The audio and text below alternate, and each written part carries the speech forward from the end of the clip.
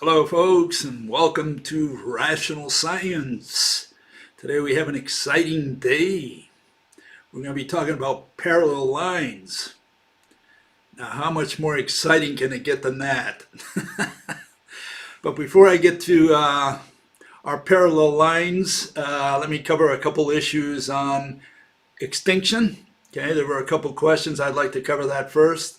As a lot of you know, I propose that we are the last humans on Earth, the last generation of humans on Earth, relatively soon, whatever that means to you. The global economy will collapse. When it does, there will be no incentive to produce food or distribute food, and billions will die primarily of starvation, infighting, that sort of thing. That's in general terms. The theory is based on the fact that animals in the past died in mass extinctions in the same way.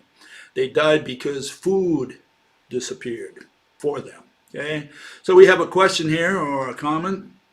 It says, a fellow says, Extinction 101 is based on nothing but an assumption.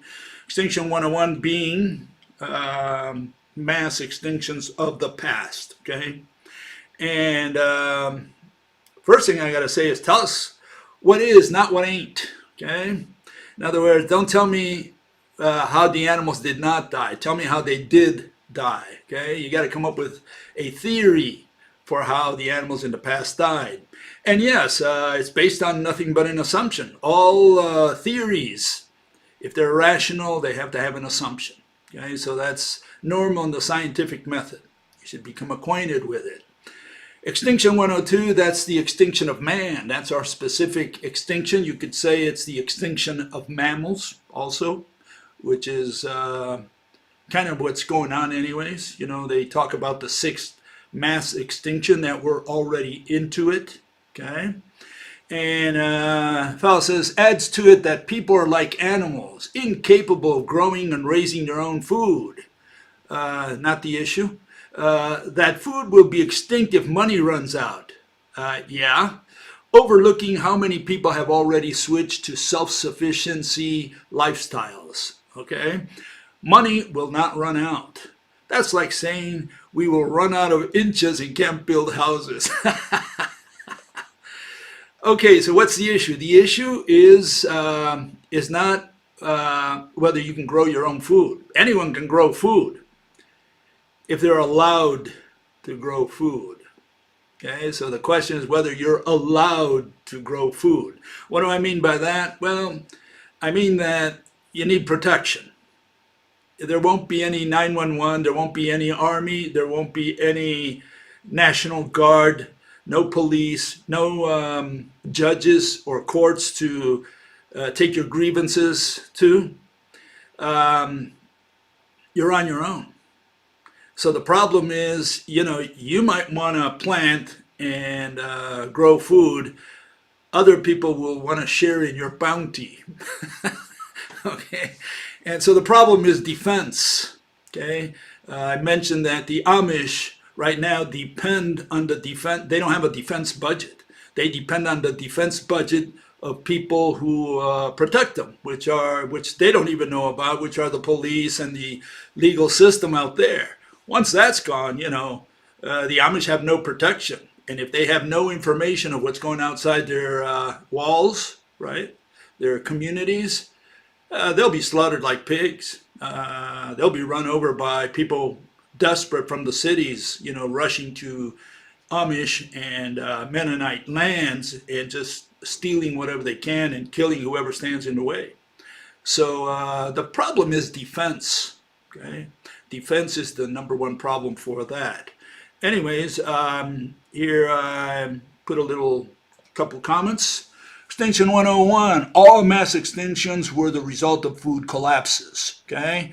What you have out there from the paleontologists, so-called paleontologists, I don't think none of them are, catastrophic mechanisms. That's what they propose, but not a single one can explain the only thing an extinction theory has to explain, which is what? Selectivity. You have to explain how these animals died and this other group of animals remained alive. And it turns out that it's a chronological selectivity. It always is always 150% of the time the old species that die that ruled essentially the planet, and the new species that radiate with a new vegetation, according to my theory, that expands and covers the land. So you got to explain that selectivity. You got to explain how an asteroid, for example, can discriminate, kill only the dinosaurs and leave all the mammals alive, or in the waters, kill the mosasaurs or the ammonites and the plankton, and leave other plankton alive and other fishes and sharks alive. Turtles, alligators, a lot of species survived. And the question is, how do you do that with an asteroid? Okay, and the same for volcanic activity and supernovas and all that kind of stuff. Anyways, Extinction 102, which is human extinction. Let's go by steps here. Humans are mammals, hopefully. Some people don't believe that we belong to the animal kingdom. I think they believe that we are rocks, minerals. Maybe some people believe we are plants. No, we are not only animals, we belong to the group called mammals, okay? And so we are part of a given food chain, okay? We typically don't eat snakes, insects. I mean, there are people who do, but I mean, in general, we don't. And most people out there, if they eat some kind of flesh, it'll be mammalian flesh. Okay, that's one issue. Of course, we eat chickens and certainly some other type of animals. But in general, it's typically mammals eating mammals. And then extinction can happen if food disappears. Some people don't believe that. Yeah, if God comes to Earth and waves his magic wand, okay, let me put this over here. It waves his magic wand and makes all food disappear, or maybe he waves his magic wand and converts the surface of the Earth just like the surface of the moon, barren, I can guarantee, right, next point there, that all humans will die if that were to occur. Okay, so the issue is by removing food, if you can remove all food on Earth, you have a guaranteed mechanism of extinction. Okay, and I'm not sure you can guarantee that with any other catastrophic theory. Okay. Okay, I'm saying it's a food chain collapse, okay, and that is a selective mechanism. If one type of food disappears, like if God only says, well, I'm just going to make the plants that the mammals eat, right? I'm going to make those disappear. Well, only the mammals disappear, and all those other animals that eat something else, they don't disappear. So food is a discriminatory mechanism, okay? Food chain collapse, selective mechanism, okay? And food disappears if money disappears. Now here we have a lot of people with problems with there. They say, oh, what do you mean? Food disappears if money disappears. This fellow himself said, I grow my own food. Or a lot of people will grow their own food. Well, again, the question is defense there, okay? The defense budget. You're going to have to protect your food. And I'm not sure you can do that 24 hours a day. You would have to have a group of people who kind of patrol and protect the garden. And I'm not sure you can protect acres of land. Okay, so there's going to be a problem in protection. Okay, that's going to be the main problem. But the question is, if money disappears, does food disappear? Well, let's assume God comes in there, instead of making food disappear, he makes money disappear. He just waves his magic wand and suddenly, for whatever reason, right? This is an assumption. It's called an assumption, okay? God makes all money disappear. No one trusts money. No one believes in money. Nobody accepts money. Well, right now, the way the world is built, or constructed, or the way we're structured, agricultural corporations produce the majority of food on the planet, and every day they produce more of it and distribute more of it. Even if they don't produce all of it, they almost distribute all of it, because even the small farmers sell to big corporations. So you could say that, I can't put a number to it. I don't have a number, but I'll just pull a couple numbers out of my head. I would say maybe 70% of the food of the world is produced by agricultural corporations and distributed probably by 90%. 90% of it is distributed by agricultural or corporations related to the food industry. Okay, so if money were to be no more because God comes in there with his magic wand, okay, it's an assumption. He just makes money disappear. No one trusts money. No one believes in money. Nobody accepts money anymore. Any kind of money, meaning no Bitcoin, no gold, no diamonds, no dollar bills, no euros, no nothing. Okay, you don't accept it because you can't do anything with it. And that's what magic wand does from God. Okay, again, an assumption. Once we have that assumption in place, no one has any incentive to produce food, meaning the agricultural corporations have no incentive to produce food, and if they produce, assuming 70%, and distribute 90% of the food on the planet, that's it for a lot of people on the planet. And the rest can have their little plot of land, and I hope they can defend it. That's the situation there, okay, in general terms. Okay, and the irony is that, this is just one mechanism, okay, that for food for thought only. If government gives money, if every person on earth gives everyone $1 million, you eliminate you eliminate money on the planet. That's the irony of it. I mean, it'd be great if instead of the United States government now gives checks, $1,400 to people, if instead of doing that, they would give everyone $1 million. Now, wouldn't you love to receive $1 million? If the government were to do that, just by creating money, okay, it would destroy all money. Because if it gives everybody $1 million, no one has any incentive to go to work. Everybody wants to take a vacation, but where are you going to take a vacation if the guy that was going to serve you, at the hotel and at the restaurant and at the airline, he's gone too. He wants to go on vacation too. So, the whole world collapses just by creating more money. And right now it seems like they're doing a lot of that. They're creating this money and just giving it away. The question is, why don't you give me a little more? Okay, so that's just food for thought. Okay, I'm not saying that's the mechanism. It's part of it. The more money you produce, the less it is worth.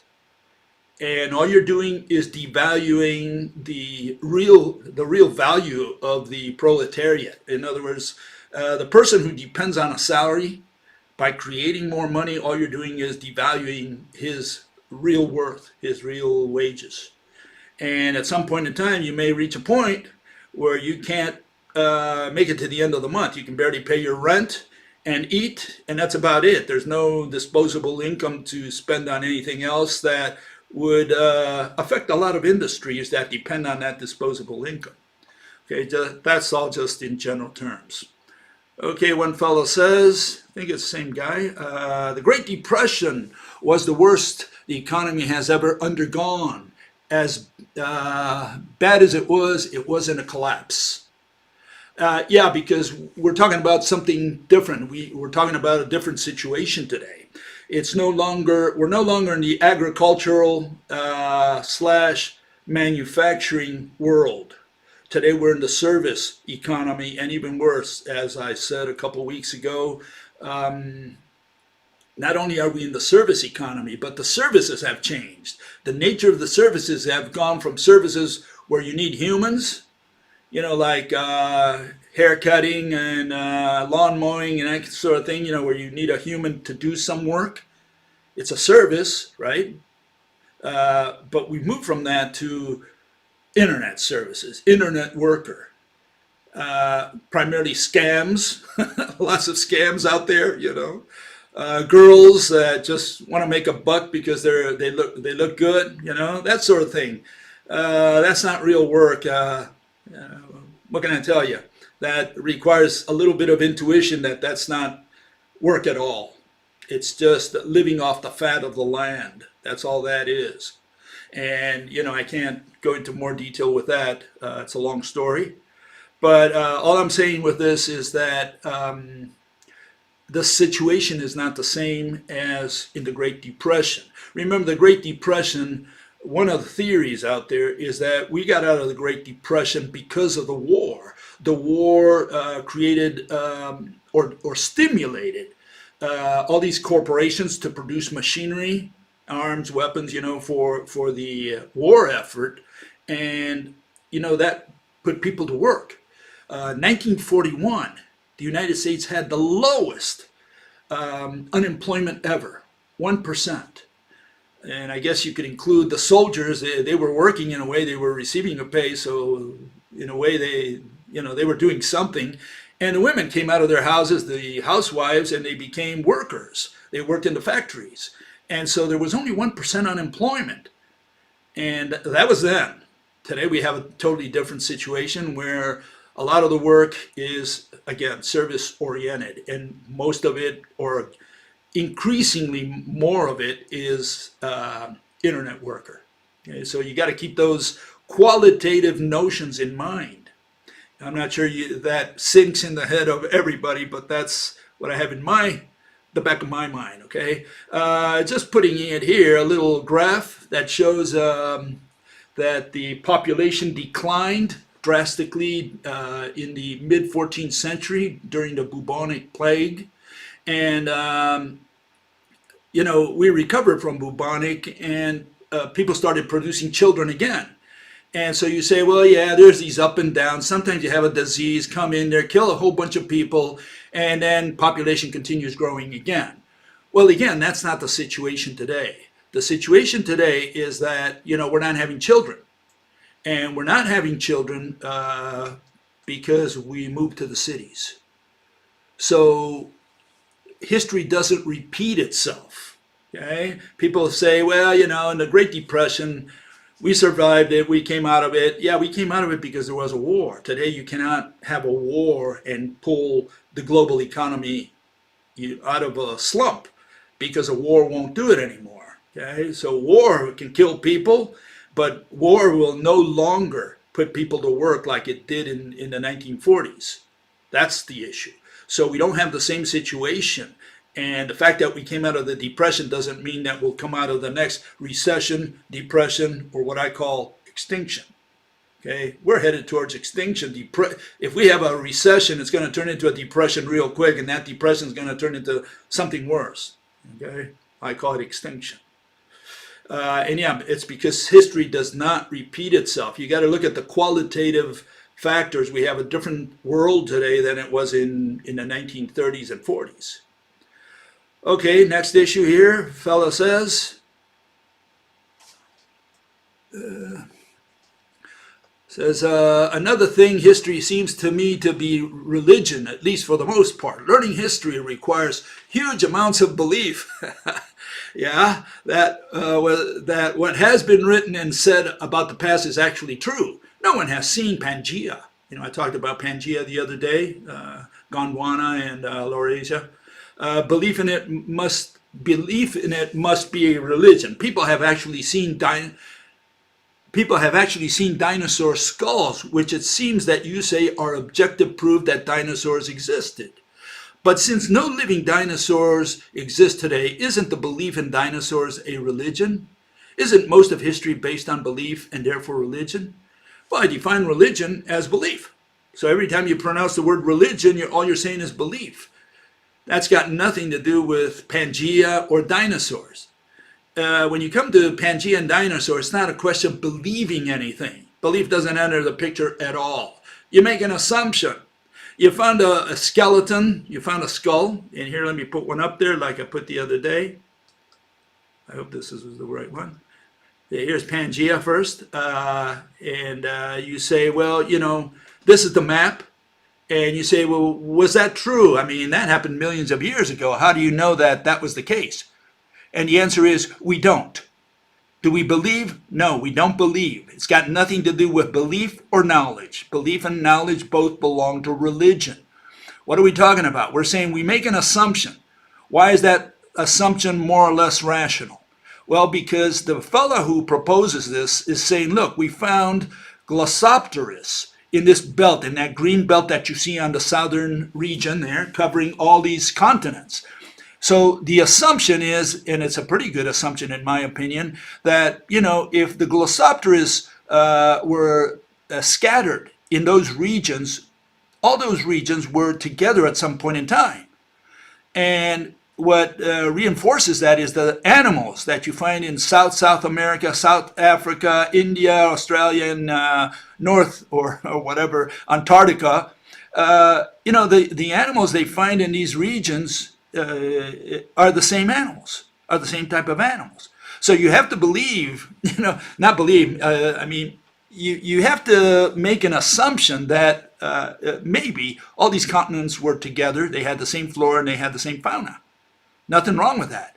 And the same goes for what happened in the north. You know, in the north you had these other seed ferns and you had similar types of animals. When the north part split in two and you had Russia on one side, United States and Canada on the other, well, you find similar animals on both sides. So, in the same type of plants or similar types of plants, it gives you an idea that these continents were united at some point. It's a good assumption to begin your theory. That's all it is. It's not a question of belief. And belief doesn't play any role whatsoever. You want to believe, that's fine. It's an assumption. You say, let us assume that all these animals, that all these continents were together.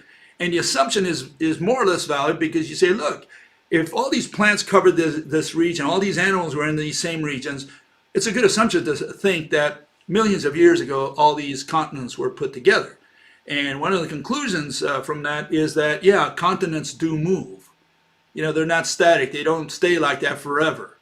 And they don't move from 1 second to the other. I mean, you won't notice that. But after millions of years, you can expect them to move.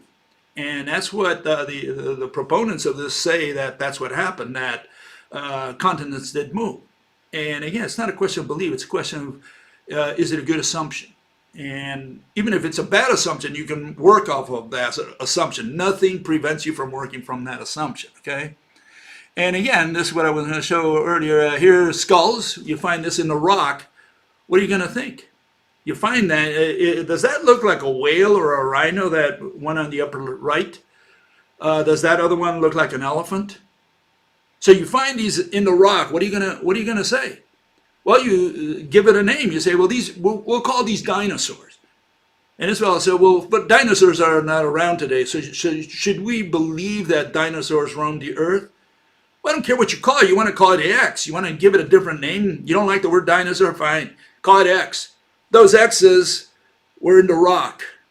They got down deep enough and they look at these layers and they say, well, this layer is took so many millions of years to form, this one so many millions of years, and so on. And even if you don't believe that, if you don't accept that assumption, you did find a skeleton, a skull, in the middle of the rock.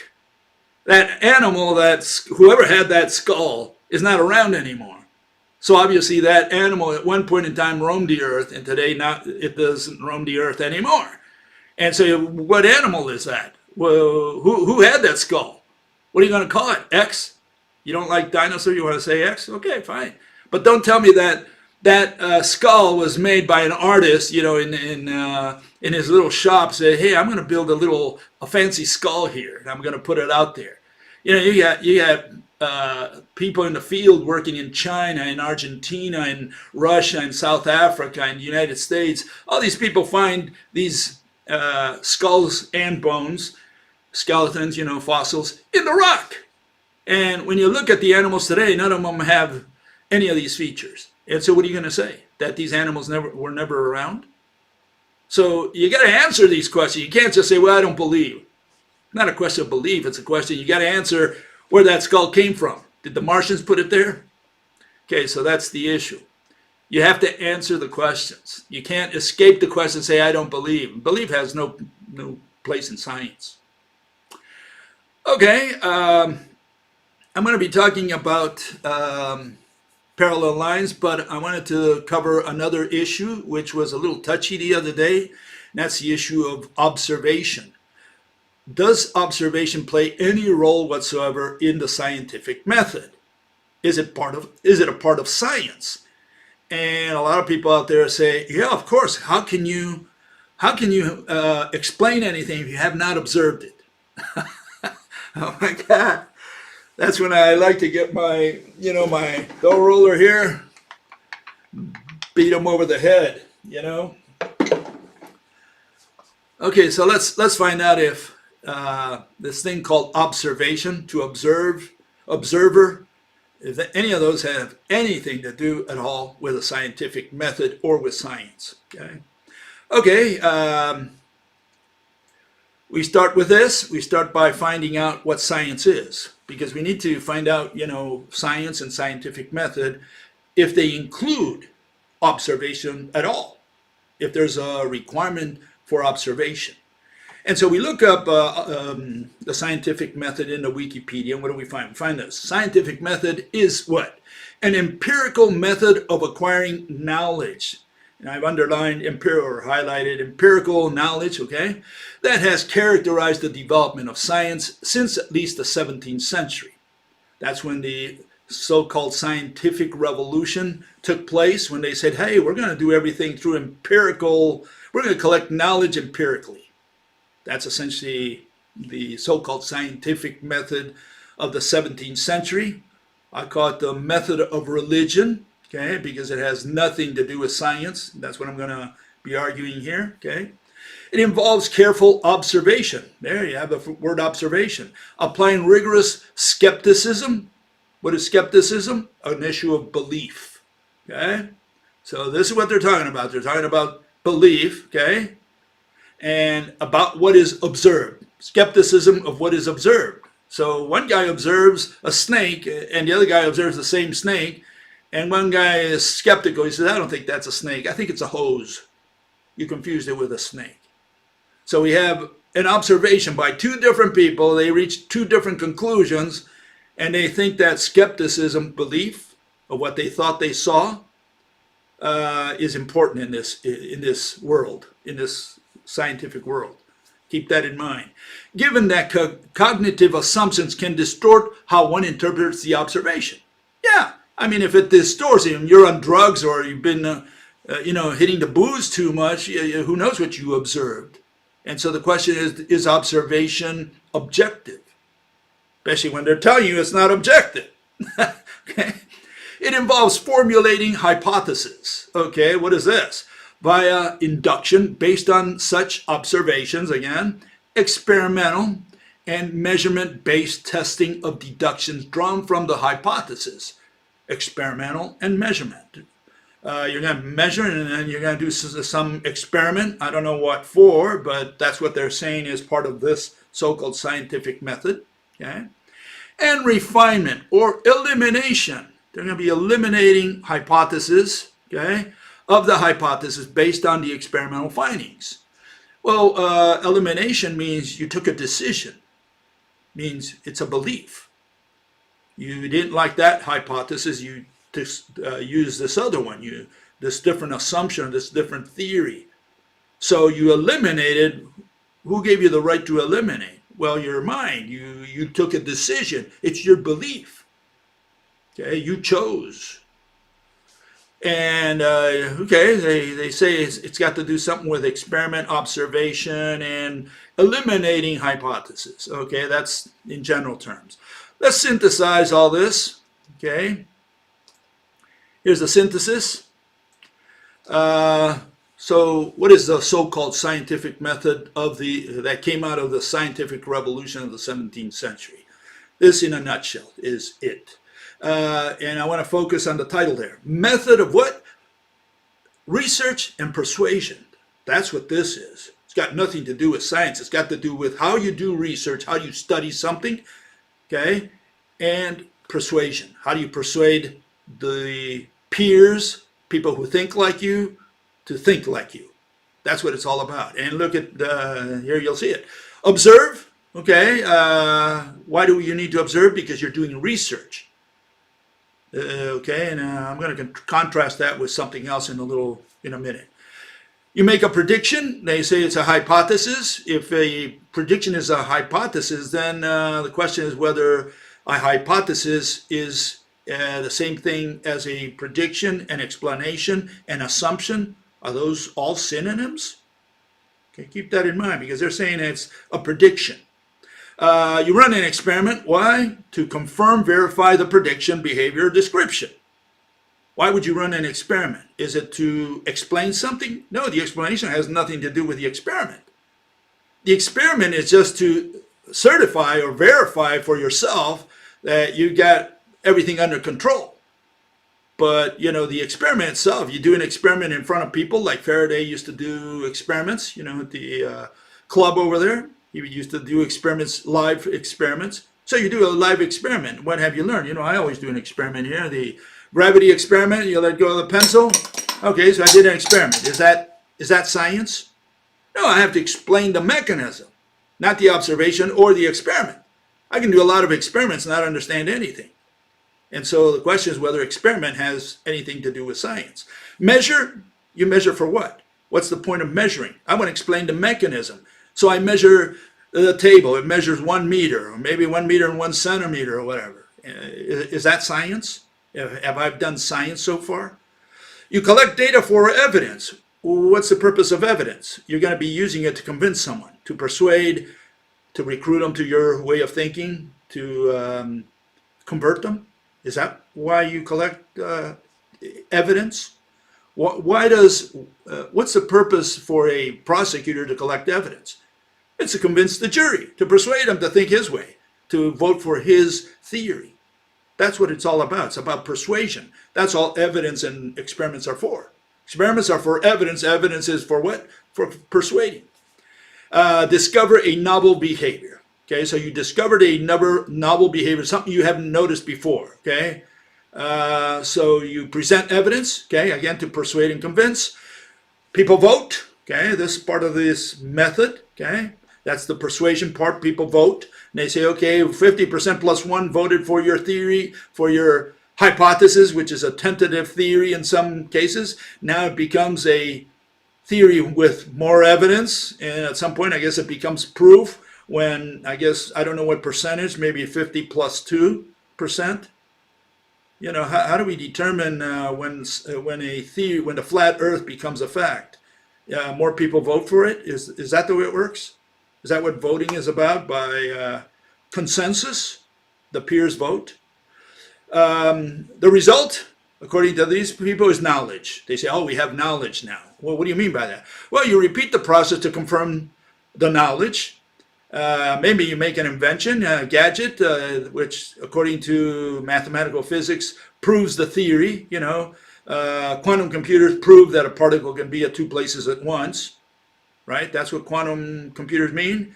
Quantum computers prove, right? Because if they work, right, they prove that a photon can convert into a virtual positron, virtual electron, and then recombine again and form a virtual photon.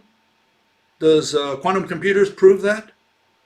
Is that what proves the theory, the explanation you just gave? And then obviously you can't avoid the awarding of prizes. You have to certify knowledge. You got to give an award of some kind. So that's the scientific so-called method that these people have. Okay, so what is an observation? Well, let's go to the wiki here. It'll tell us, okay? It says observation is the active acquisition of information from a primary source. Okay? In living beings, observation employs the senses. In science, observation can also involve the perception and recording of data via the use of scientific instruments. Okay, so you either have a conscious being or an unconscious being, the robot. The term may also refer to any data collected during the scientific activity. So data collection is also an observation. Observation can be qualitative, that is, only the absence or presence of a property is noted, or quantitative, if a numerical value is attached to the observed phenomenon by counting or measuring. Okay, so that's what observation is all about. It's collecting data, essentially, or at least one of the key features of observation is that. Okay, let's see why we did this for, or let's see if this works. Here it is. Widen it up here a little bit. The scientific method requires observations. This, I think, comes from the wiki. Of natural phenomena to formulate and test hypotheses. What do you mean test? What are you going to test? So you tested it. And why is that for? To convince yourself, to prove it to yourself, to prove to your peers? Does the person on the other side of the planet, does he accept this? You know, so there's a person who works out there in the farms who's not aware of this. Have you convinced him? Does he believe in the same thing? Just because you convinced yourself. You ran this experiment, you convinced yourself, you observed it, you measured, you took data, you convinced yourself of a description. Does that person on the other side of the planet believe the same thing, or does he believe maybe that God did all that and the angels and the spirits interfered with your experiment? Okay, are you going to convince all 8 billion people on Earth? It consists of the following steps. Okay, ask a question about a natural phenomenon, make observations of the phenomenon. Okay, formulate a hypothesis that tentatively answers the questions. And if you look at all that, it's all description and explanation. In other words, the question is whether it's a description or an explanation. What is the question we're trying to answer? Are we just going to describe? Is that what the question is? Is that what we're going to answer? We're just going to describe? Or are we going to explain something? Keep that in mind. This is what it's about. If we're going to just do a description, well, that's different than giving an explanation of a mechanism. Okay. First one, predict logical, observable consequences of the hypothesis that have not yet been investigated. Okay, so you do a prediction. Is that an explanation? I mean, if you predict that tomorrow at 2 o'clock the horse number 5 will win the race, and it does, okay, even if it does, so far all we have is a description. You have no explanation. You haven't given an explanation of why that horse won or will win. And if you can tell me why, you're talking about the past. There's something that you know in advance, you could say, okay? It means you have already some kind of understanding that the other person doesn't. That's called explanation. Explanation can only do with the past. Even though it hasn't happened, you've already visualized the movie. You either visualize, watch the movie, have some experience with it. Otherwise, you would not be able to predict. Okay, if the prediction came true, it's because it's just a description so far. But if you can explain it, it's something that comes out of your experience, out of your memory. Okay, you test the hypothesis prediction by an experiment. Again, what is that for? To convince yourself. Draw a conclusion from the data gathered. Well, is the conclusion related to description or to explanation? What do you mean, conclusion? Are you talking about a description? Is that what it's all about? Write a descriptive method of observation and the results or conclusions reached. Descriptive? Oh, I thought we were going to do an explanation. This is just a description. Okay? Have peers with experience researching the same phenomena evaluate the results. That's voting. That's just everybody raising their hand, say, well, I agree with you. Okay, so they're all from the same religion. They all decided, the peers, from the flat earth all voted for the same theory or description or whatever. Does that make it true? Because, all the Christians voted for Jesus Christ. So again, the question is whether any of these has anything to do with science. And what's the outcome of all this? Well, the outcome of all this, after you do all these steps, okay, this is what we have today. We have all irrational explanations. Here's a listing just off the top of my head, okay. Warp time comes up against the skin of Earth and prevents our planet from flying out of the solar system. They're saying that there's a wall of warp time. They call it space-time, right? And space-time is warped, meaning time is warped. We have a concept that is warped, and that's what prevents the Earth from flying out. You've seen the little marble rolling around a canvas that has a bowling ball, in the center. Okay, so the little Bead goes around. Why doesn't the bead fly away? Well, because there's this wall of this canvas up against it. And that's essentially what these people are saying. Okay, that there's a wall of warp time. Matter created itself from the concept energy, Big Bang. 0D, zero volume, infinitely dense mathematical singularity, known as a black hole, moves stars around. Is that what it is? And again, Chandrasekhar proved mathematically, that's what he won his Nobel Prize for, that a black hole is zero-dimensional. Some people are not aware of that. And they think that that's not true. Yeah, it is true. Okay, and I've covered that in the past as well. Dark spirit's known as dark energy, right? Counteract cosmic pull of gravity. So here's gravity pushing everything outwards. Inwards. You have the Big Bang explosion, right? Everything should come together, pulled by gravity, but it's this dark energy that's pushing everything out. From the initial explosion, I guess. A particle can be at two places at once.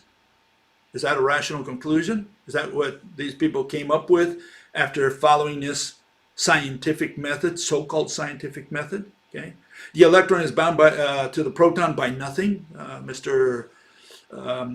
Rutherford, he proved, right, empirically, through an experiment, through observation, that there's nothing between the proton and the electron, and yet the electron doesn't fall to the proton, nor does it fly away spontaneously from the atom. And so please explain why it doesn't fly away or fall to the center, to the nucleus. So we don't have an explanation. These are things that we have today. Electricity, the flow of numbers. What is an electron? It's a bunch of numbers. It's a collapse of the wave function. That's what an electron is. As soon as you go and measure it, the wave function collapses. And what do we have? We have a number.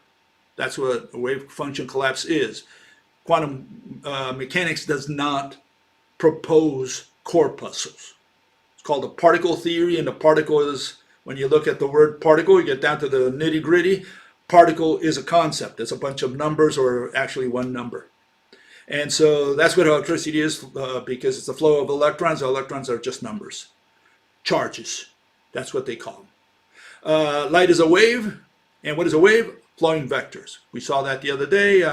We have all these vectors, mathematical vectors. They have magnitude and direction. Remember, some are up, some to the side, 90 degrees to each other.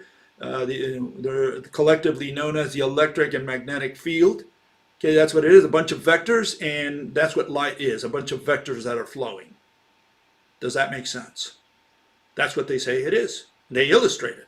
So if you had any doubts, just look at the illustration, you'll see what it is. Okay, mass, a bunch of particles struggling upstream. That's what Mr. What's his name?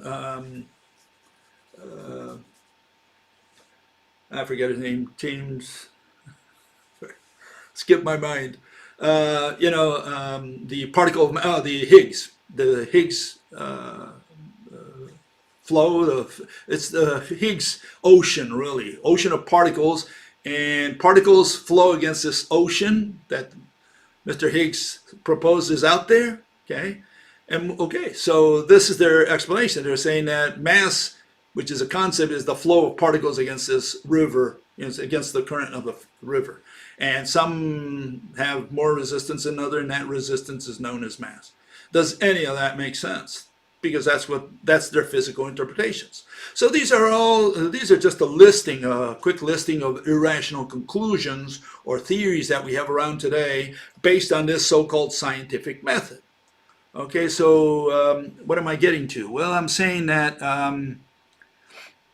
that here's the scientific method that these people propose. Again, here it is up here.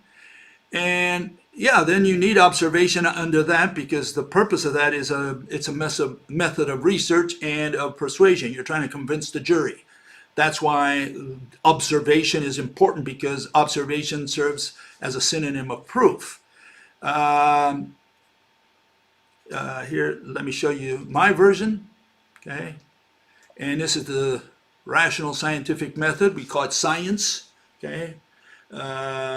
We only call it rational science to distinguish it from what the mathematicians are doing, but it's actually science. This is science. What the mathematicians are doing is not even science, it's religion. It's because they don't have rational explanations. There you see, these are the type of explanations that you get, the ones I just mentioned a minute ago. And here you can see why we don't need the word observe or observation. Where do you see the word observation on the right-hand side? Well, you won't see it because it's not there, because you don't need it for anything. What is a hypothesis? It's assumptions. And what are the assumptions? The object's definitions and the initial scene or the first frames of the movie, of what you're going to be explaining. So you propose assumptions. Remember, this is a way of explaining something to someone. It's not a method of research and persuasion. It's a method of explaining. That's the difference, because we're going to explain rationally how Mother Nature does her stuff out there. And what are you going to explain? You're going to explain mechanism and causes. That's under, physics. Philosophy, you explain something else. Okay, we call it reasons and purposes. Okay, and here's the conclusions to this, so that you can see why we don't need observation at all in science. Okay. And again, people ask, let me put this question this person asked the other day, because this is the question on everybody's mind. That's the one we're going to be answering here. Okay, they say, without observation, what is there to explain? Well, imagine that you go to the conference and you're going to be explaining a mechanism. Why in the world do you have to say, I observed? Let me tell you what I observed.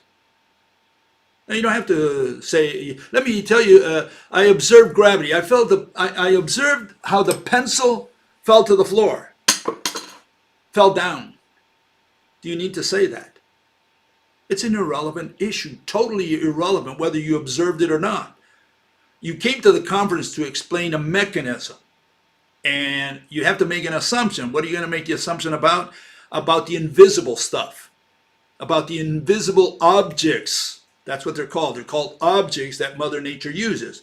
The invisible, intangible objects that produce the phenomenon we call gravity. That's what you're going to explain. Are you going to say that you observed gravity?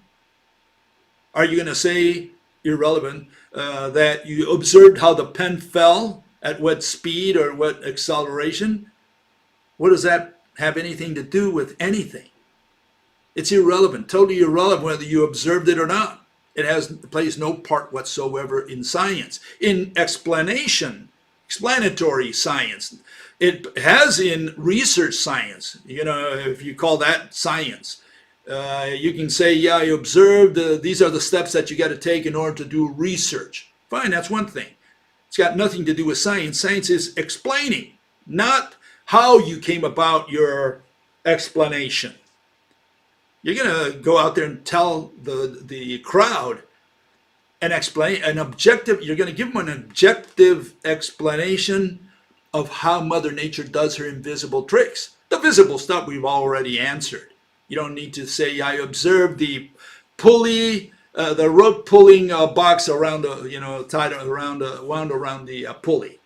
You don't need to say any of that. You just say, look, there's this box that goes up. And how did it go up? Well, I pulled on the rope that was wound around the pulley. We're done. You don't have to say observed for anything there. Even if you did observe, it's irrelevant.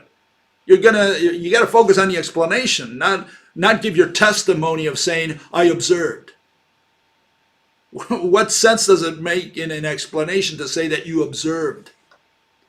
Okay, especially things such as, or phenomena such as gravity or magnetism. Are you going to say, yeah, I observed that this magnet attracts that one?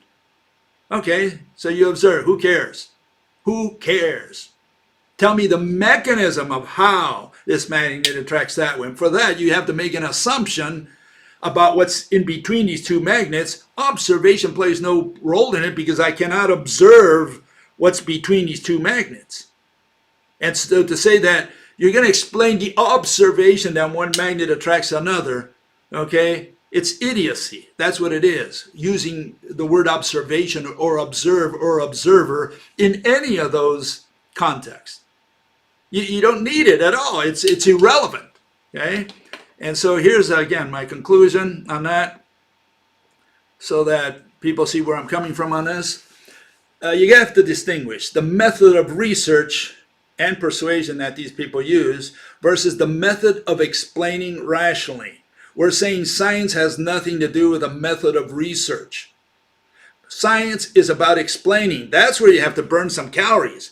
But to say, this is how I studied. Well, it doesn't mean that because you studied, you learned anything. It doesn't mean you're going to pass the test because you studied. Because you say, well, this is how I spent my weekend. I observed the book. I opened it up. I read everything. Yeah, and then you failed the test. That means you didn't learn anything. So who cares if you observed? Who cares if you read? Who cares if you did research if you didn't learn anything? Now, the juicy part of science is coming up with an explanation, especially for how Mother Nature and Father Universe, run the world.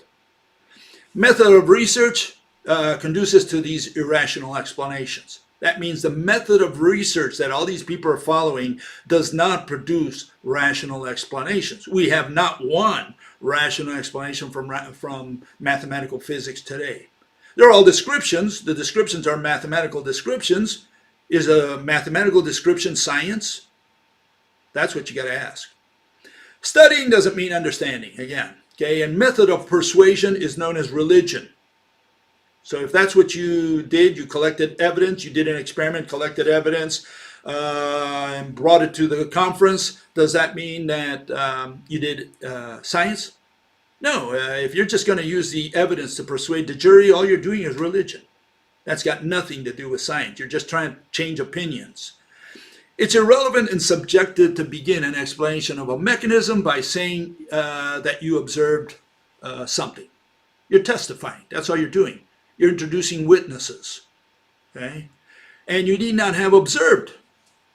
You need not, again, Stephen Hawking, did he observe a black hole ever in his life? Does that mean he cannot hypothesize and say, let us assume there's a star that collapses to a point, it's got infinite mass, and that's what's compelling other stars to move around it in circles, orbit. You can do it without having observed anything out there. You could be blind for all you care, and someone brings the issue to you and say, well, yeah, I can tell you how that's done. It's done through mass or whatever your theory is. So you did not need to observe it yourself.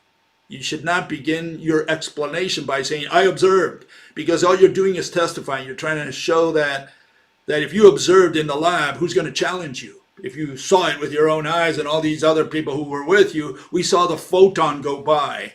Oh yeah, and you saw the photon turn into two virtual particles which recombined and turned into a virtual photon. You saw all that. You saw entanglement. You saw how this particle here sent magical spirits and affected that particle over there. You observed that, right? Or did you just observe two particles? Okay. And again, observe means watch. You can only observe something over time. This is not see or look. Look means that you just gawked. See means that you gawked and understood, but you can see a wall and you can see, a painting. You can see a still image. Observe is something else. Observe is not see, not a synonym of see. Observe is a synonym of watch. It involves time, it involves motion, it involves many frames of the film. Okay, so, and then a lot of people think that explanations have something to do with technology, and they say, well, if you cannot produce a gadget, some technology, then what is your theory worth? The theory has nothing at all to do with technology. One of the things that a fellow like Tesla, Nikola Tesla, he never understood. He thought he was a scientist. He was a guy who did inventions. He had no idea what science was. He explained everything with spirits. Okay, he used words such as energy, field, mass, less mass because he was not on the mass side, but he used words like field and energy and charge, concepts. That's what he moved around. And towards the end of his life, he put the icing on the cake. He says, someday, we'll discover what electricity is. Meaning that towards the end of his life, he had no clue what electricity is, and there is no one on planet Earth in mathematical physics who has any idea what electricity is. They cannot explain it. They cannot explain the mechanism. They say it's a flow of electron beams, but for that you have to have the right atom. You cannot, if you cannot illustrate your atom to begin with, you have no theory. You cannot even begin to theorize. Okay, so that's it for observation. Let's get to the subject matter of today, which is parallel lines, and it's more or less related to what I just discussed. So what are parallel lines? Well, for this we have to go all the way to the days of the Greeks. Okay, and we find Mr. Euclid, who more or less synthesized what the Greeks believed and what the Romans later on passed on to us, to the Western world, about what geometric figures were, specifically for the subject matter today, the parallel lines. Okay, what is a parallel line, or parallel line? What are they? And you find it in definition 23, book 1, he says parallel straight lines are straight lines which, being in the same plane and being produced indefinitely in both directions, do not meet one another in either direction. So how can a line grow? I mean, if he's going to extend the line, where does the line begin? Where does the line end? What is he talking about? Well, again, we had that problem the other day where, all these little dots that you see there, those make up the line. A line is made of points. And it turns out the points are zero-dimensional according to Mr. Euclid. They have no, what he said, which has no part, meaning it has no dimensions. Okay? And so if it has no dimensions, he's just described nothing. So what is he talking about? Well, he's talking about locations. Let's say it bluntly. That's what he's talking about. And if a line is made of locations, of all these points, of all these, he calls them points, these dots, but they're not dots. The dot represents a location. And what we're talking about is an itinerary. He's talking about, a series of locations. That's what we call an itinerary, a trajectory, perhaps an orbit if it's circular, Okay, so that's Mr. Euclid's version. Hopefully we improved on it after all these years, right? But I want to just make a comment here. Someone who made a comment in the primary analysis of Euclid. It's by Clark University. You can look it up. And he says, Euclid develops the theory of parallel lines in propositions. There was another, I think it's I-27 through I-31. Anyways, I covered those. And if you look at those, none of those are theories. Now, this is a guy from today. This is a guy who's alive today. He's a professor at Clark University. He wrote this. He says, the theory of parallel lines. These are not theories. These are descriptions, definitions, maybe tautologies. None of these are theories. So let's start there. These people don't have any idea what a theory is. A theory is an explanation. The word theory and explanation are synonyms. Perfect synonyms. There is no other definition of the word theory valid in science. Okay, so a theory is an explanation. Explanation is a theory. And none of these propositions that Euclid had are theories. Okay, so you can look them up, read them. You'll find out they're all either descriptions, definitions, or tautologies. None of them are theories. So I don't know why he introduced the word theory. It just shows his ignorance. And this is a professor at Clark University. Okay, what's the modern version of our parallel lines? Hopefully we improved on Euclid. I mean, after 3,000 years, you would think that, hey, we're beyond Euclid. Okay, let's find out. And this is the definition we have today out there. It says parallel lines are lines in a plane which do not meet. That is, two straight lines in a plane that do not intersect at any point are said to be parallel. That's in Wikipedia, and you'll find it everywhere. It's not only in the Wikipedia, okay? Okay, there I do two lines. It's in a plane. The plane is a specific plane. It's called a square, okay, in science. And we have the square. We have two lines drawn there on this plane, and they do not intersect. So are they parallel? Do you think those two lines are parallel to each other? Because it meets the definition. It says lines that are in the plane which do not meet. These two lines do not meet, do not even touch each other. So that definition has a problem, okay? Because it says two lines. There we have two lines, and they don't meet. And they say, ah, Bill, but you cheated. See, those are not lines. What do you mean they're not lines? No, those are line segments. Line is something else. Oh, okay. So what is a line? Okay, first let's find out what a line segment is so we can contrast it. Here's the notion of a line segment. Okay, line segment is a part of a line that is bounded by two distinct endpoints. Okay, there you see the two endpoints are red, colored them red so that you can know what an endpoint is, and contains every point on the line that is between its endpoints. Okay, so that's the so-called line segment. What they're trying to tell you is that this line segment has a beginning and an end. Okay, and it is finite. Okay, a closed line segment includes both endpoints. An open line segment excludes both endpoints, and a half-open line segment includes exactly one of the endpoints. Okay, fine. These are categories. Okay, so they're saying that the two on the left that I drew there, they're not lines. They're line segments, and they're talking about lines. Okay, my error, my mistake. Okay, so here we see that if we follow their definition of line, you have to extend these lines, and once you extend them, okay, they do cross, but you know, they're outside, in this case, they're outside the square, which is a plane, and what they're saying is the plane is infinite, whatever that means. I never saw an infinite figure, so you know, they're just saying it's a continuous surface, so to speak. So it extends forever, and so you can extend the lines forever as well. They're not talking about a specific plane like a circle or a triangle or a plane or a square, because if you did that, you would have to remain within the boundaries of that square, of that circle, and so on, and maybe the lines don't intersect. But again, they're saying those aren't lines, those are line segments, and the plane is infinite. In other words, it's not a figure.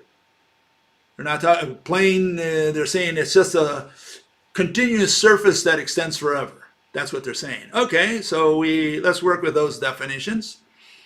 But for this, we have to go back and find out, you know, what a line is. And we look up the definition of the word line, and we're horrified.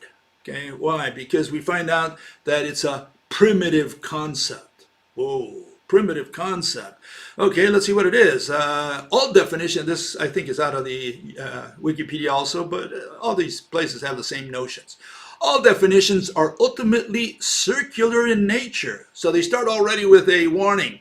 Don't expect the definition of the word line because all definitions are circular. Okay? Since they depend on concepts which must themselves have definitions, a dependence which cannot be continued indefinitely without returning to the starting point.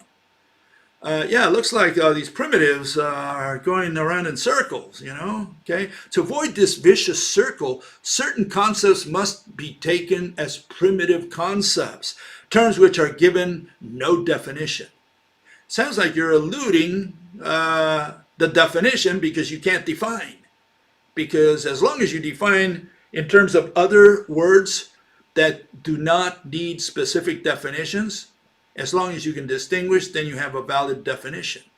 To say that you can't define any term in the dictionary, especially those that we use in science, you know, that the one that make or break your case, your theory, that's just eluding the question. You have to make clear to the audience what you're referring to when when you're going to use the word line.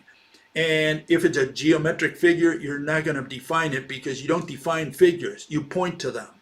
And of course, you can't point to a one-dimensional line, especially if it's an itinerary, bunch of locations, which is not a geometric figure.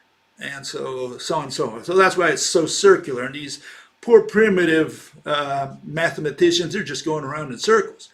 In geometry, it is frequently the case that the concept of line is taken as a, what? Primitive. Okay, so these people are eluding the question. That's all they're doing. And just in case, you know, they have also the back and forth line. Okay, this is the back and forth line. The concept of a primitive notion may be too abstract to be dealt with. In this circumstance, it is possible to provide a description or mental image of a primitive notion. Yeah, because all you have to do is point to it. That's why you have a mental image. You don't. That's how you present a figure in science, especially in physics. These are not true definitions and could not be used in formal proofs of statements. The definition of line in Euclid's Elements falls into this category. There is no generally accepted agreement among authors as to what an informal description of a line should be when the subject is not being treated formally. Okay? So yeah, these people are all they're doing is going around in circles and back and forth, eluding the question. And the question is, what the hell is a line? And they say, well, we can't define it. Well, not only you can't define it, you can't point to it because it's one-dimensional. You can't draw it because whatever you draw is two-dimensional. And then you extend it forever because you're talking about an itinerary, a bunch of locations. So what the hell are you referring to? What is this famous line of yours?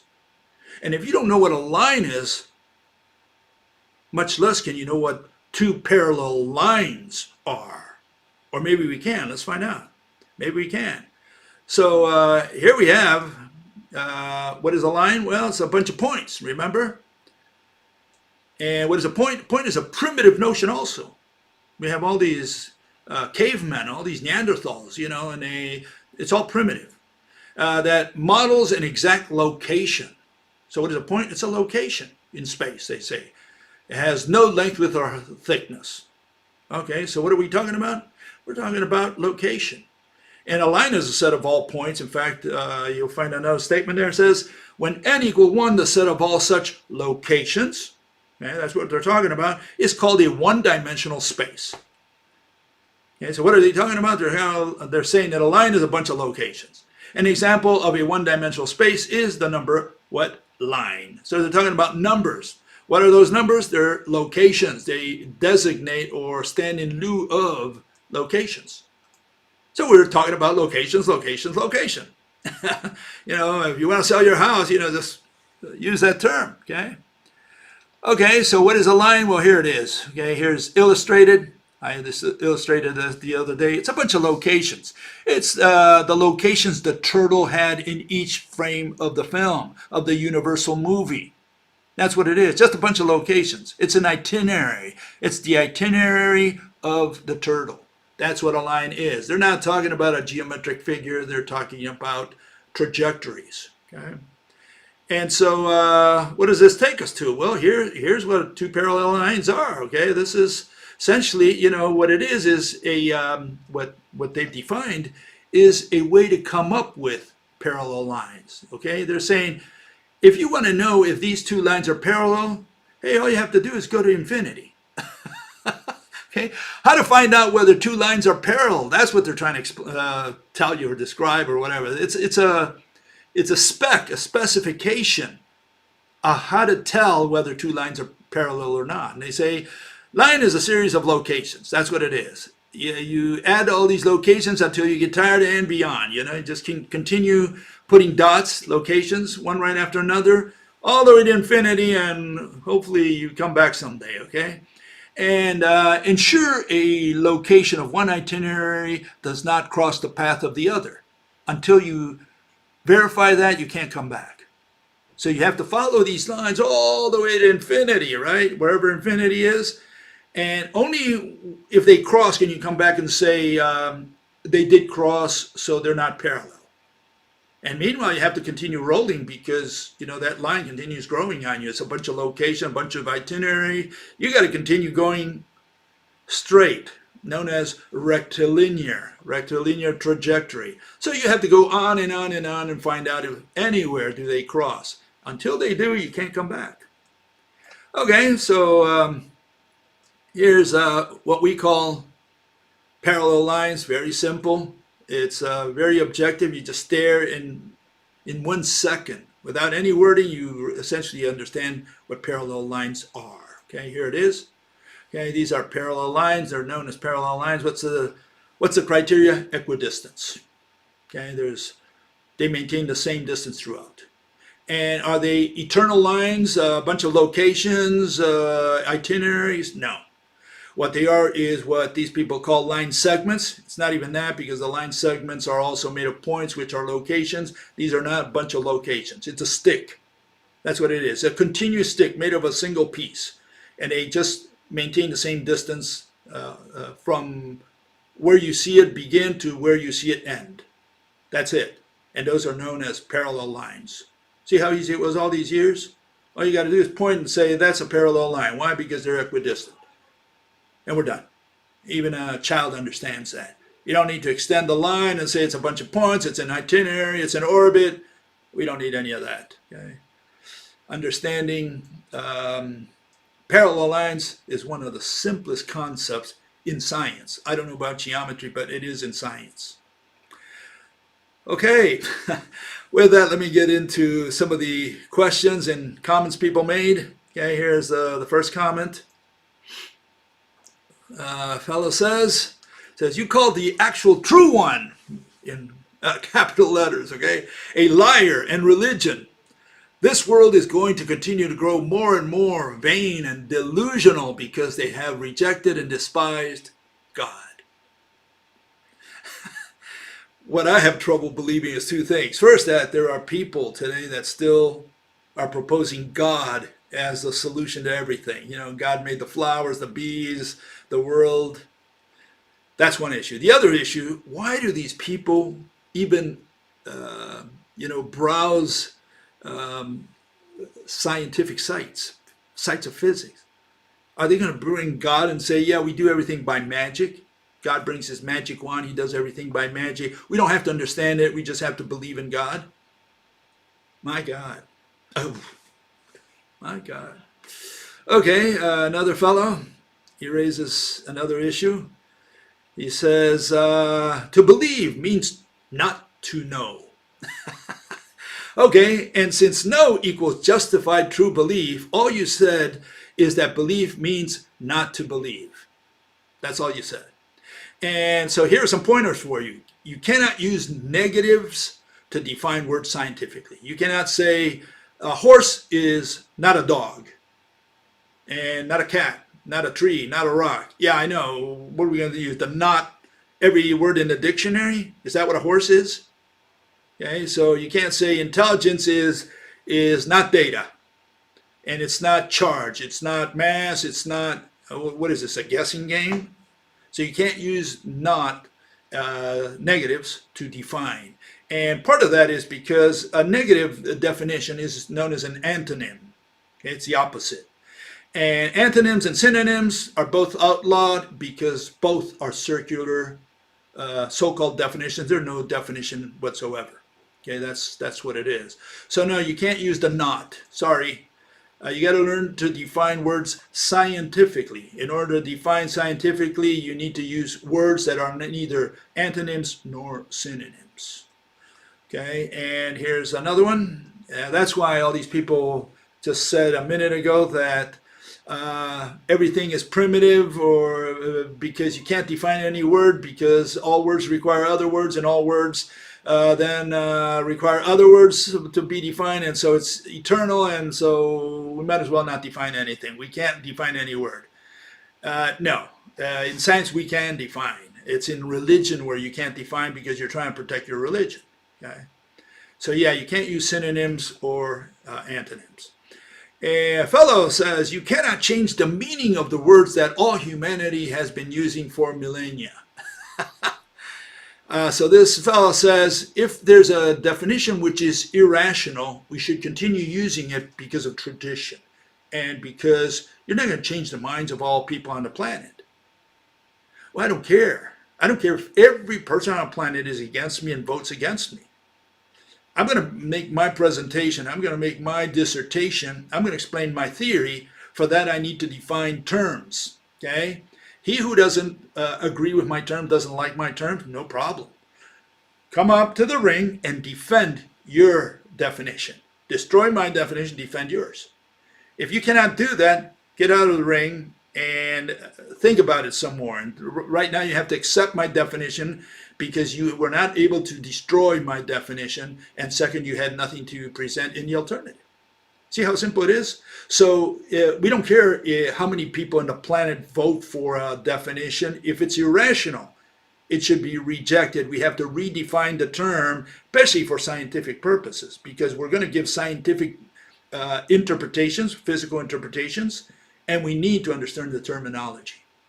Okay, you can't escape that. So you can't use tradition and voting as criteria for why we should keep using irrational definitions. And if you don't understand that way, I can't help you. You can continue believing whatever you want using the definitions of the dictionary, which are all unscientific. All of them. I haven't found a single definition that is worth anything out of the dictionary. I had to change them all because you can't use them in science. That's why. Okay? You can't use them consistently, which is the criterion that you should apply. Fellow says, science is knowledge. How can you say the word knowledge is not defined? Well, knowledge is defined as justified true belief. So knowledge is just belief. Knowledge, another definition, acquaintance with facts, truths, or principles as from study or investigation. Okay, what is a truth? What's a verified or indisputable fact?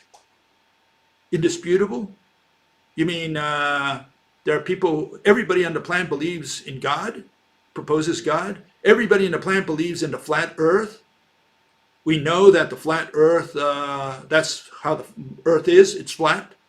We all know this, it's common knowledge, and by common I mean all persons on the planet believe and know this for sure.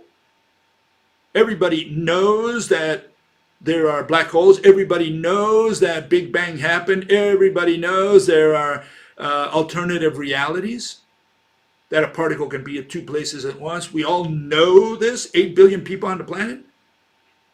So what is knowledge? Does it mean consensus? Does it mean we raise our hands and vote 50% plus one? Well, what's the criterion for knowledge?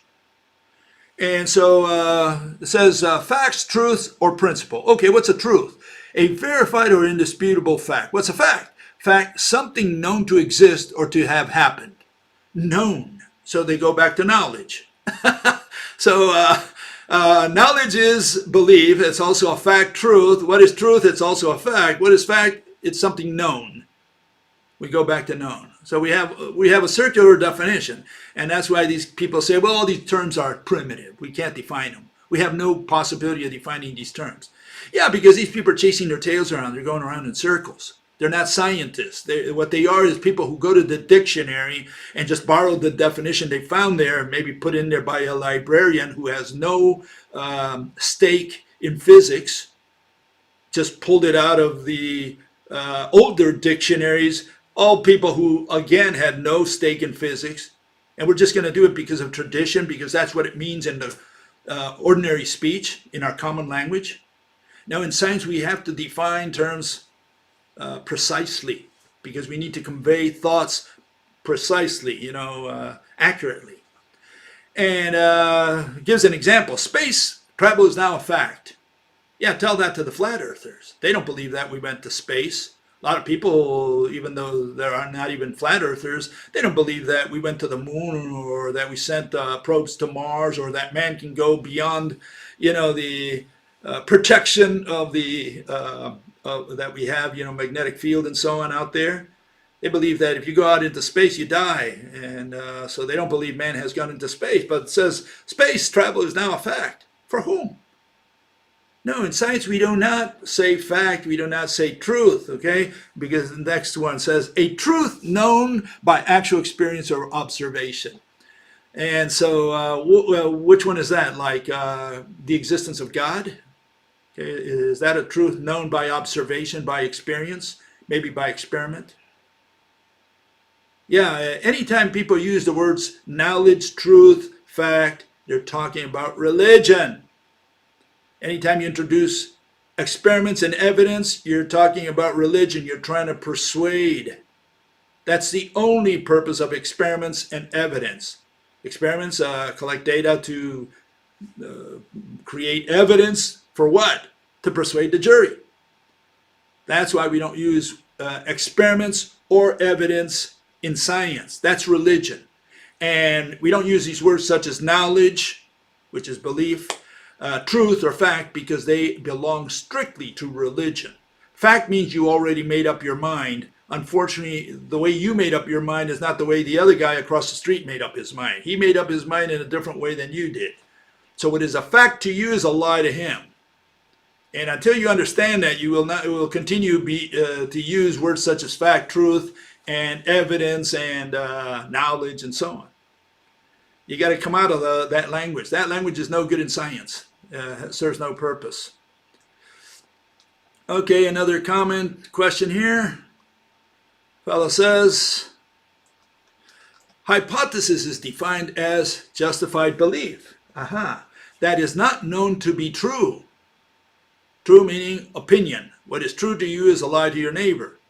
You know, you think it's true that he slept with your wife, and he says it's not true, and your wife says the same thing. Now, someone is lying, or someone is ignorant, but you can't all be true. You cannot be right. You cannot all be correct. Someone's wrong.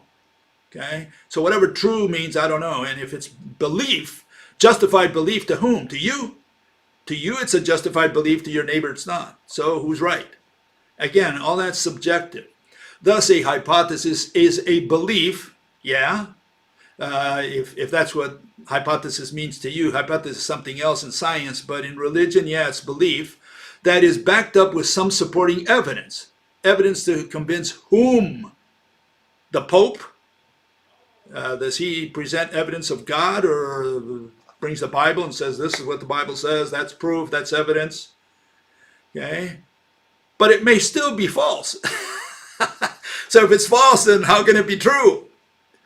Again, these people live with these contradictions. The contradiction is in the statement. He's talking about truth, and it says it could be false. So if it could be false, maybe it's not true. Again, opinion, belief, what is this? Religion. A hypothesis proposes a tentative explanation or prediction. Is an explanation the same thing as a prediction? I predict that tomorrow there will be an eclipse at 3 o'clock. Is that the same thing as an explanation of, there was an eclipse 500 years ago for this reason. This is the cause, how it happened. The moon got in between the sun and the earth. That's how it happened. So is that explanation the same thing as saying tomorrow at 2 o'clock or at 3 o'clock there's going to be an eclipse?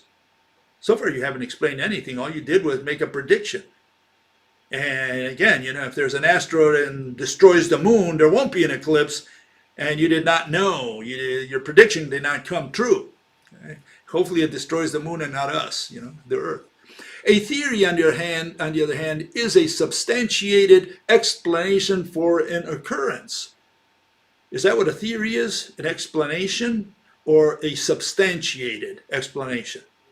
Substantiated means that you're going to believe it, that they convinced you of it. That's what substantiated means. Explanation is just objective. I can explain a mechanism even though it's not substantiated by absolutely anything. Why do you need it substantiated? To have proof, to have evidence so that you're convinced? Is that what substantiated means? No, explanations are all objective in science. You explain a mechanism. You say, look, I can explain how this magnet attracts that one. And you give an explanation for that mechanism. We're done. That's the objective explanation. Did you understand? Okay, once you understood, we're done. Now, substantiation, that's something else. You're saying, let me tell you why. Let me tell you why I believe this. Let me give you proof, evidence. This is the experiment that I've done, and that's what I came out with. Well, that's evidence. That's substantiation. That's belief. So no, it's not a substantiated explanation. It's just an objective explanation. Theories rely on tested and verified data. No, they don't. I don't need to verify anything. I don't need to test anything. I give you a theory of a mechanism. I say this is how a car works. Okay? Did I verify anything? Maybe, maybe not. I don't have to verify anything.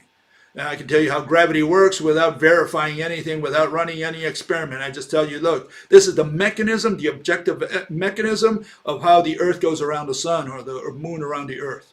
And I give you an objective mechanism so that you understand, not so that you believe it. Okay, and but he continues, says, in scientists widely accepted theories. I don't care if scientists, if they accept it, they're not scientists. They're religious monks. Okay, accepted means that they're going to talk about belief, opinion. That's what accepted means. So in science, we don't accept theories. In science, we explain theories. We give an explanation of a mechanism objectively, and that's it. Whether it's widely accepted, that's religion. That's because people formed a club there, and you're gonna have all these clubs. You have the flat earthers, you have the flat universers. They're known as relativists. They believe in the flat universe. Okay, to be true. True by whom? Opinion, though not unimpeachable. I like that. He says they're true, but that doesn't mean it's unimpeachable. You can still challenge. They could be false. So are they true or false? I mean, if it's true forever. It can't be true today. The flat earth can't be true today, and then tomorrow we discover that it's not true any longer. You can't have that back and forth, say it's true today, but we were wrong. Then it wasn't true. Don't talk about truth if it's your opinion today. That's why science only deals with objective mechanisms that you can explain, again, objectively, so that people understand it now, so they believe it. Whether it's true or not, that's religion. Evidence is when the theory explanation has met observations and experiment.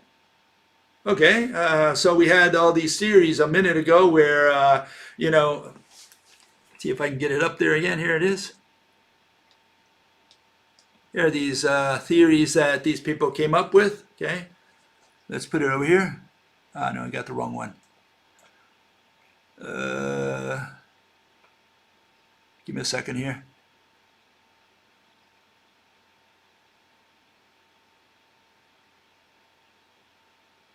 Here we go. Okay, how about these theories? Are they all from observation and experiment? Warp time, matter created from nothing, 0D volume, pulls on a star, 0D volume and infinite density, right? Dark spirits, particle two places at once. Particle is the collapse of a wave function, a wave equation. Huh? Are these theories based on observation and experiments? I mean, these are the theories of mathematical physics, a religion of mathematical physics. So has observation served us any purpose? Has the fact that we run experiments served us any purpose? If these are the conclusions of the people who run the world of so-called science, meaning mathematical physics? I mean, if these are the explanations they give, you would think that the so-called scientific method that we're using for the last 400 years, since the 17th century, could be mistaken at best. Okay? It means that we don't have really a good scientific method out there that these people are using, and which people are passing from one generation to the next. Okay, and there you have them. Yeah, sorry, I'll put it up there again. Okay, next issue.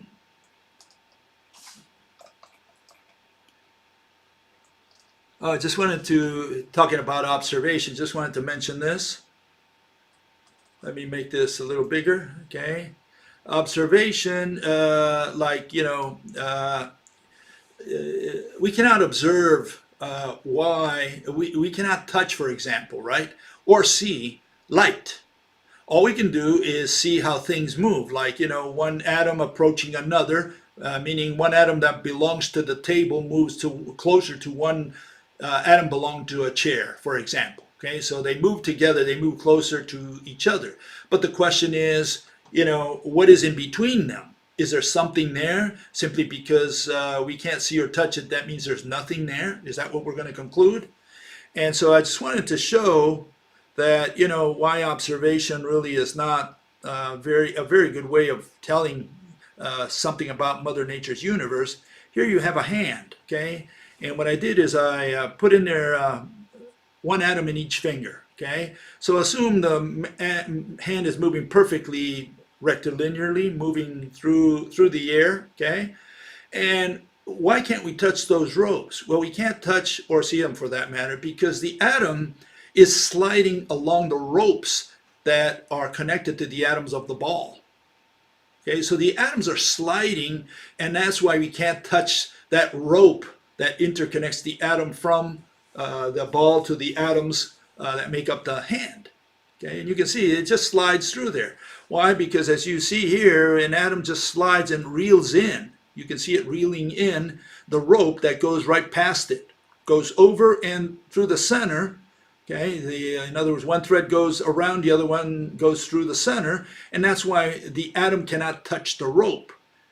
Okay, and once again, here it is. You see your hand. The atoms, they're just sliding along the ropes. That's why you can't touch the rope. And you say, well, how about the ropes that cross? And first you need to understand this. The other one, I also will go through it, but I mean, if you cannot understand this, we might as well not even move to the other one, okay? Here I'm showing you that if your hand slides along the ropes, you can't touch the rope that's coming perpendicular to that atom because the rope forks out at the electron shell. One goes over, the other one goes through the center, and all you're doing is sliding through the rope. So you can't touch the rope itself. All you can touch is another atom once you come in contact with it, right? And that's a long story also what the word touch means. But what I'm saying is, you know, you're sliding along the rope. That's why you can't touch the rope. You can't touch gravity because the gravity is mediated by these same ropes. You're just sliding your hand through the ropes. They're going past you. You're just going, that's why you can't touch these ropes, okay?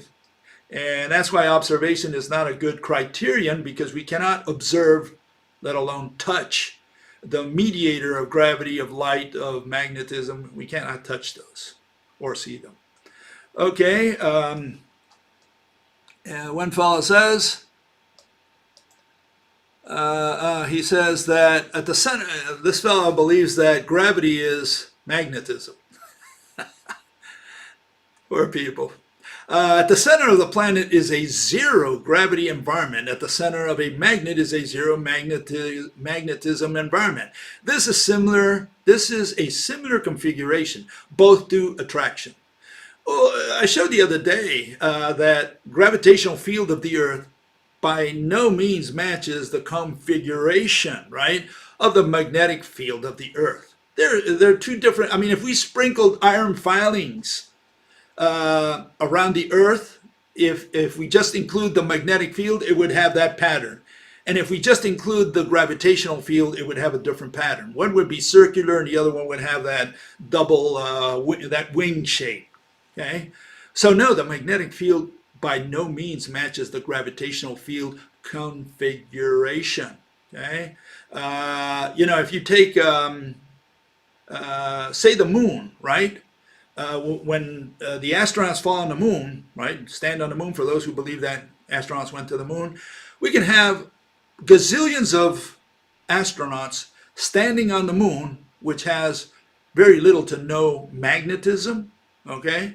And if you could take a picture, like you're from, you know, a bird's eye point of view, from God's point of view, if you would take a picture, you would see that all these astronauts would be pointing outwards all around the moon.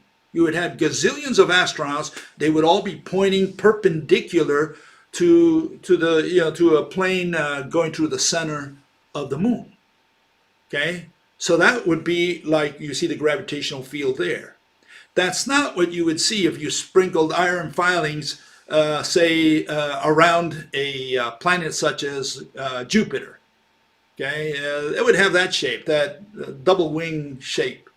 So no, magnetism has nothing at all to do with gravity. They're two different mechanisms. And yeah, the Tesla folks, the electric universers, all these people, they believe that electricity and magnetism have something to do with gravity. And, you know, one of the things I always like to show, and here I showed it the other day, here I'll show another version of this, okay? And that's that every iron filing is attracted one by one. A magnetic field is something sweeping, something that's sweeping inside a magnetic field, something that is in motion. And there you see it. The first magnet is underwater. The second one I showed the other day, you hit a bunch of iron filings that are sitting on a canvas, okay? And there's a magnet there, and you can see how the magnet in slow motion attracts one iron filing at a time. Okay, so in both cases, the iron filings are attracted one at a time. Here's the $1,000,000 question. Don't tell me what a field is. Don't talk about the word field. Just tell me what physical object, draw it, really. If possible, show me what physical object came in contact with one iron filing. Okay, so if you think it's gravity, if you think it's magnetism, I don't care. Tell me, draw, illustrate the physical object that came in contact with one iron filing. With one iron filing. We'll eliminate all the others. I want to know what physical object forced that iron filing to come closer to the magnet. That's what you need to show. Okay? And if you cannot do that, don't tell me that gravity is magnetism or electricity or anything like that, because you still have not been able to illustrate what physical object came in contact with the iron filing. And hopefully something came in contact with the iron filing. Otherwise, you're doing it with black magic. You're saying that the magnet somehow affected this iron filing with nothing in between or outside. What are you doing physics with? Angels? Black magic? God? You got to explain what physical object came in contact with each one of those iron filings. Otherwise, you have no theory. To say that gravity is a concept. To say that magnetism, that's a concept too. We don't use concept. We don't move concepts around. We don't move fields around. What we move is objects. You got to identify the invisible, intangible object that came in contact with the iron filing, with one iron filing. Until then, you have no case. Okay, that's what a physicist does. Religious people do something else. Some things actually can be objectively proven with evidence. Aha. Proof and evidence seem to be synonymous, but proof, I guess, and evidence do not seem to be synonyms to me. Oh, okay. You use evidence and proof to prove something is true.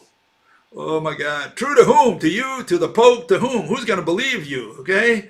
And so here's the continuation of that. Fellow says the following. He says, let me get this down. Someone throws a rock through a window and I record it on camera. I can now show you this video as evidence to objectively prove how the window was broken. I can also objectively prove that a rock has the ability to break a window by throwing a rock through one. I don't think anyone in the world, except Bill Gates, right, could watch me throw a rock through a window and still say they don't believe a rock can break a window. I feel like everyone can universally agree that this is valid evidence that objectively proves a rock can break a window. Video footage could be used to objectively prove many things. Aha. Okay, is this true? Should you believe them? So let's put a case. I mean, we had tons of these cases, especially in forensic files, where they try to trick the detectives. Okay, and so let's play devil's advocate here. Okay, we poison the woman. Okay, and she dies, and then as soon as she dies, you put a knife through her back, and you film it. Okay, so the film shows a knife going through the back. Case closed. The woman died of a stab wound, right? Well, the autopsy says something else, because obviously you were trying to mislead the detectives. And so on with anything, especially with videos. Today you have videos showing man going out into outer space. The flat earthers don't believe it, even though they're staring at that. They say, no, that was all done in Hollywood. That's how much people believe in your video. So maybe you have a reason to show how the window broke, and so you say, well, look, I'm going to throw a stone, okay, and I'm going to break the window. Bill, did you see it? Yeah, I saw you throw the stone. I saw you film it. I believe that you broke the window by throwing a stone through it. Me. That's just me, because I saw it. Now prove it to the Chinaman on the other side of the planet. You say, look, this is what I showed Bill. I threw the stone and I filmed it how I broke the window. And the Chinese man said, well, I think you're just a little too eager to prove your theory on me. I don't believe that it was a stone that broke it. I think the window broke by itself before the stone got to there. In fact, I don't even think it was a stone. I think it was a turtle. Or maybe you just painted, photoshopped the stone into your video. So no, you're the only one who believes videos, okay, on the planet. You should not be so gullible. Okay, no, we do not believe videos.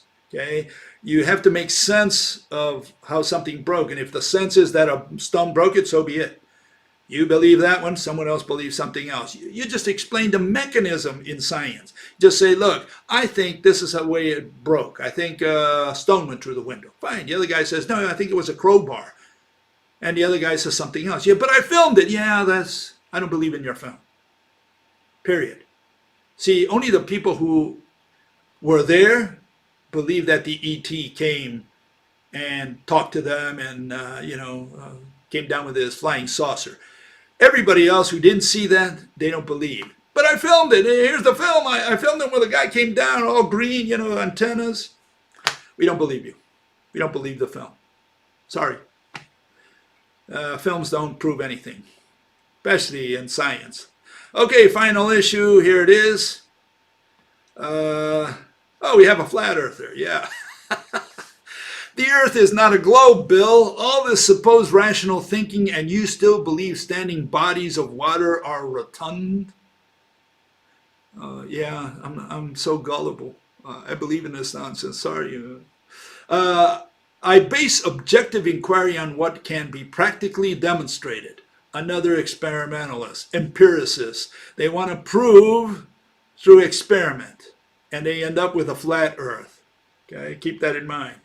Practical reality without conceptual gibberish shows time and time again that the surface of a standing body of water is a horizontal level plane. All these people think that there's no way the oceans could curve around the earth if the earth were, if it were a sphere. They say every time I pour water in the dish, it's always flat. 2-3 centimeters, maybe a foot. Yeah, it's always level, right? And you can put a level in there and say, see, it's level. It's always flat. There's no way you can tell me that water is going to curve unless, the dish is curved or something, right? But they always use this water thing. And again, this individual, flat earther, he should try to wake up. I've said this 1,000,000 times already. I'm going to say it 1,000,001. I hope it doesn't offend or bore anyone out there. Okay, here's water curving around the earth. Why water curves around the earth? Why oceans curve together with the earth? Because the earth is a globe. It's a sphere of some kind. Close to a sphere. It's not a perfect sphere, but... And here it is, okay? Pay attention, please, okay? You'll find out why water curves, okay? Water curves, it's not flat, water curves. Here it is, okay? Watch it closely. You have an atom that forms part of the water. What is that atom pulled towards? Well, it's tied with every atom in the universe is interconnected by electromagnetic ropes. Those are those lines that you see there. And so you see all those lines are pointing towards the center of the earth for that atom. For this atom, every rope pulls it towards the center of the earth, and that atom is also pulled towards the center of the earth. So every atom around the earth is pulled towards the center of the earth. That's why gravity works towards the center of the earth. And it works for any celestial object. That's why almost all celestial objects, stars, galaxies, not galaxies, but stars, it's individual items such as stars and moons and planets. That's why they're all spherical. They're spherical because all the atoms are pulled towards the center.